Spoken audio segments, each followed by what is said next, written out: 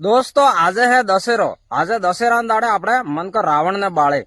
પણ હું તમને રાવણના બારામાં થોડીક વાત કરું કે રાવણ બી એક આટલો મોટો શિવજી ભગવાનનો આટલો મોટો ભગત હતો કે શિવજી ભગવાનની ઉપાસના કરતો કે ત્રણ જણ અગર એ શિવલિંગમાં તો કમલનો ફૂલ ચડાવીને ઉપાસના કરતો અને અગર ફૂલ કમ પડી જતો તો પોતાના પેટના આત્ર કાઢીને આત્ર ચડાવી દીધો. આટલો મોટો શિવજીનો ભગત તો અરે ભગવાન ખુદ શિવજી આનંદ દર્શન આલવા જતા એમ કહેવાય. હું તેના દાડે આનંદ હોડે અને વાત કરી દીધી રાવણ તો એ જ વાત હું તમને કહી દીધો.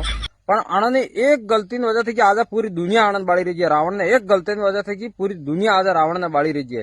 તો આપણે જિંદગીમાં બી એમ હશે કે આપણે પૂરી જિંદગી અસલ કામ કરી નાખો પણ આપણી એક ગલતી એવી થઈ ગઈ કે તારી ગલતીની વજહથી કે પૂરી જિંદગી આપણે બળવું હોય. તો તમારે બી આખી જિંદગી અસલ કામ કરવું હોય, ગલત કામ કરવું નહીં હોય ને કે પછી આખી જિંદગી રાવણને જેમ બાળવું પડેગા. પણ એમ રાવણના મોઢામાં અને પગમાં એમ ભડાકમીને બાળે તો ફૂટે મજા જ નહીં આવે.